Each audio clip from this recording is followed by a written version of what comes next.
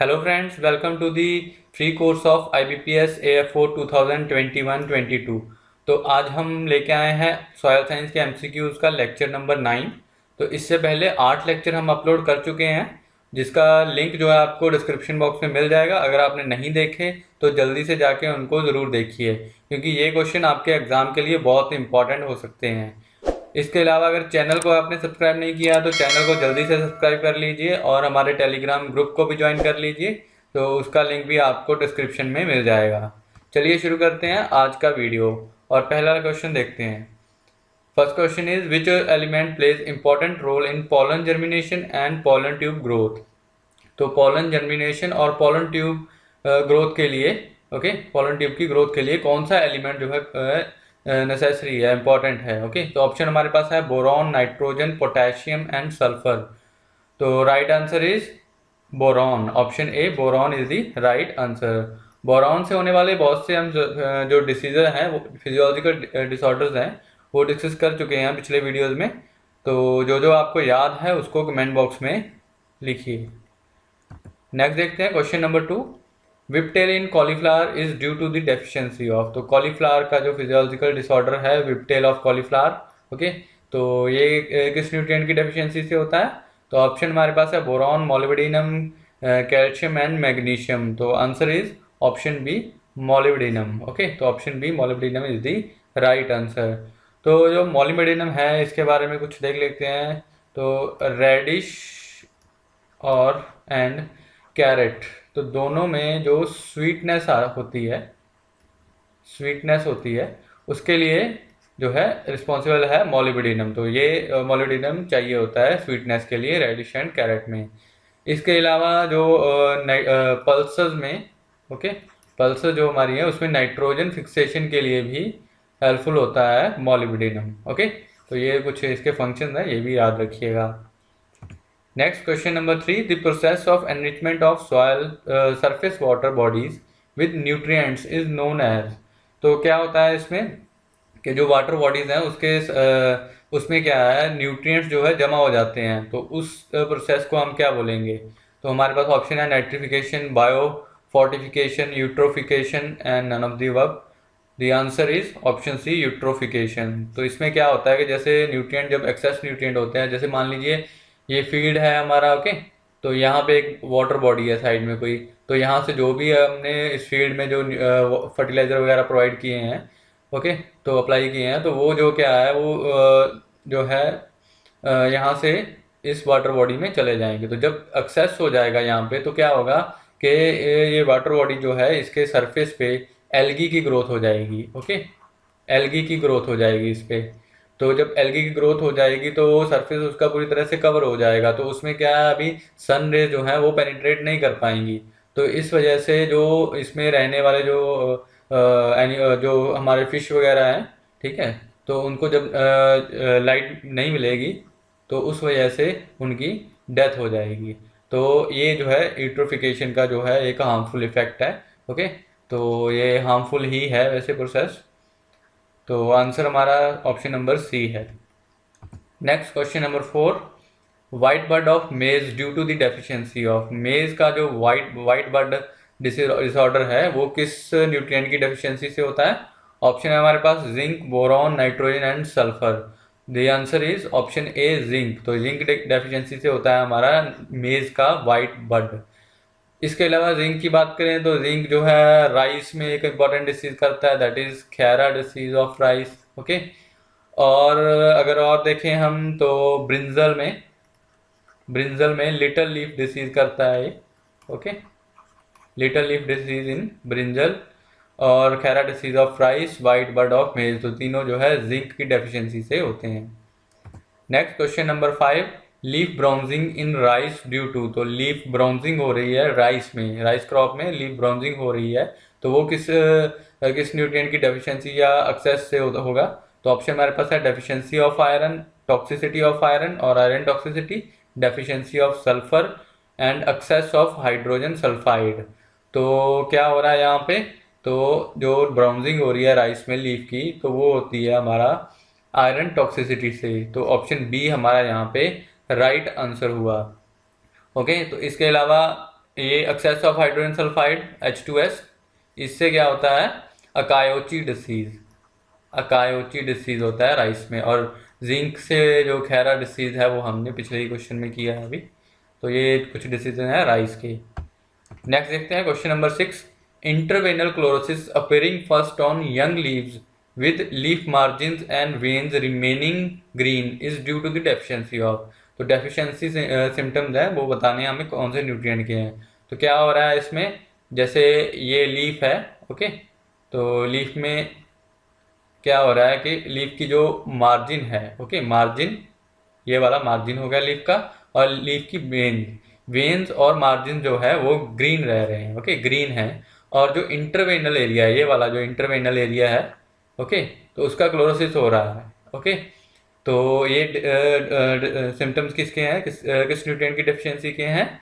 तो answer is option A, iron. तो iron deficiency के सिम्टम है ये। और सबसे इम्पॉर्टेंट यहाँ पे देखने वाली बात है कि यहाँ पे लिखा है यंग लीव्स पे, ओके, तो ये चीज़ नोट जरूर कर लीजिए कि आयरन डेफिशिएंसी आती है हमारी यंग लीव्स पे। ओके, नेक्स्ट देखते हैं question number 7। Sulphur containing amino acids are. तो सल्फर कंटेनिंग अमाइनो एसिड्स कौन कौन से हैं हमारे? तो ऑप्शन है हमारे पास cysteine, methionine, both A and B and none of the above. तो यहाँ पे सिस्टीन और मिथेनिन दोनों ही सल्फर कंटेनिंग अमाइनो एसिड्स हैं। तो ऑप्शन सी हमारा यहाँ पे राइट आंसर होगा, बोथ ए एंड बी। इसके अलावा अगर हम देखें, सल्फर से हमने राइस में किया था, अभी पीछे डिस्कस किया H2S जो है वो भी सल्फर ही है। तो इसकी जो हाइड्रोजन सल्फाइड है इसकी टॉक्सिसिटी से हमारा अकायोची डिसीज हो रहा है, ओके, अकायोची डिसीज। इसके अलावा टी में, ओके, टी में tea yellow disease, tea yellow disease deficiency से होता है सल्फर की, ओके। नेक्स्ट देखते हैं question number 8। The element essential for the formation of cell wall and meristematic activity. तो कौन सा एलिमेंट है जो असेंशियल है सेल वॉल और मेरिस्टेमेटिक एक्टिविटी के लिए? तो सेल वॉल कंस्टिट्यूएंट हमने पहले भी किया था। तो आंसर है हमारा ऑप्शन सी, कैल्शियम। तो कैल्शियम जो है हमारा राइट आंसर होगा। इसके अलावा अगर हम कैल्शियम का एक मेजर डिसीज है, डिसऑर्डर है, that is BER, that is blossom end rot, blossom end rot of tomato, okay. ये काफ़ी इंपॉर्टेंट डिसीज है, बहुत बार आया है एग्जाम में, तो ये भी याद रखिए, ये भी होता है कैल्शियम की डेफिशिएंसी से। Question number 9 is the element essential for Uptake and translocation of phosphorus and movement of sugars with in the plants. Okay, तो फॉस्फोरस की जो है अपटेक और ट्रांसलोकेशन होना, और उसके अलावा शुगर जो है प्लांट में, शुगर्स की मूवमेंट के लिए कौन सा एलिमेंट जो है हेल्प करता है? तो ऑप्शन हमारे पास है कैल्शियम, सल्फर, मैग्नीशियम और मोलिब्डेनम। तो हमारा राइट आंसर आएगा मैग्नीशियम। तो ऑप्शन सी हमारा यहाँ पे राइट आंसर है। तो मैग्नीशियम इसमें हेल्प करता है। तो ओके, और एक डिसीज है sand brown disease, sand brown disease of tobacco, okay. तो ये किससे होता है? ये मैग्नीशियम की डेफिशिएंसी से होता है। ये भी इंपॉर्टेंट डिसीज आप याद रखिएगा। Next question number 10। V shaped chlorosis on older leaves due to the deficiency of. तो ये बहुत ही इंपॉर्टेंट जो है डेफिशिएंसी सिम्टम है, बहुत बार आते हैं। तो सबसे मेजर है, इसमें क्या हो रहा है कि वी शेप्ड स्पॉट बन रहे हैं ओल्डर लीव्स पे, ठीक है। वी शेप क्लोरोसिस हो रहा है ओल्डर लीव्स पे। तो किस न्यूट्रिएंट की डेफिशिएंसी से है? तो आंसर हमारे पास आएगा ऑप्शन ए, नाइट्रोजन। तो नाइट्रोजन की डेफिशिएंसी का सिम्टम है, ये ओल्डर लीव्स पे होती है। ये बहुत बार क्वेश्चन इस तरह के तरीके से आता है कि नाइट्रोजन की डेफिशिएंसी यंगर लीफ पे होती है या ओल्डर लीफ पे। तो याद रखिएगा नाइट्रोजन की डेफिशिएंसी है ओल्डर लीव्स पे। Next question number 11। The conversion from nitrite to nitrate is carried out by. तो काफ़ी बार हम इसको डिस्कस कर चुके हैं, तो इसका आंसर आप हमें कमेंट बॉक्स में दीजिए कि जब नाइट्राइट से नाइट्रेट बनता है तो कौन सा बैक्टीरिया उसमें हेल्प करता है। Next question number 12। The nutrients which are immobile in plant are. तो कौन से न्यूट्रिएंट है जो प्लांट में इमोबाइल है, जो मोबाइल नहीं है, मतलब मूवमेंट जिसकी नहीं होती है? तो ऑप्शन हमारे पास है कैल्शियम, सल्फर, बोरॉन। तो हमारे तीनों ही ये न्यूट्रिएंट जो है वो इमोबाइल है प्लांट्स में। तो ऑप्शन डी हमारा यहाँ पे राइट आंसर होगा, that is all of the above. Next question number 13। Excess of phosphorus causes deficiency of. तो देखिए फॉस्फोरस का एक्सेस अगर हो जाए तो किस न्यूट्रिएंट की डेफिशिएंसी हो रही है। तो क्या होता है कि न्यूट्रिएंट्स में क्या है कि जैसे अगर एक न्यूट्रिएंट है उसकी एक्सेस हो रहा है या उसकी डेफिशिएंसी हो रही है तो वो इफेक्ट करेगी दूसरे न्यूट्रिएंट को, ओके, अदर न्यूट्रिएंट्स को इफेक्ट करेगी।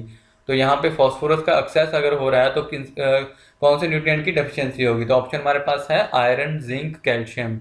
तो इसमें क्या है, आयरन और जिंक जो है दोनों की जो है डेफिशिएंसी हो जाएगी अगर फॉस्फोरस एक्सेस हो रहा है। तो ऑप्शन हमारे पास डी यहाँ पे राइट आंसर होगा, both A and B. Next question number 14, burning on margin of bottom leaves due to the deficiency of.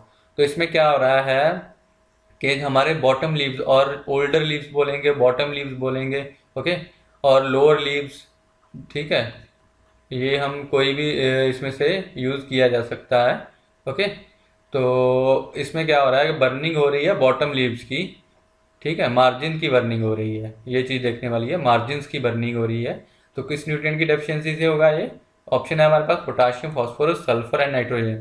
तो ऑप्शन ए हमारा यहाँ पे राइट आंसर है, पोटाशियम की डेफिशिएंसी से बर्निंग हो रही है on margin of bottom leaves, okay. Next question number 15 जो कि आज का हमारा लास्ट क्वेश्चन है, the major constituent of biogas is. तो बायोगैस जो है वो जैसे काउडंग से बनती है, ओके, काउडंग यूज होता है इसके लिए, बायोगैस को बनाने के लिए।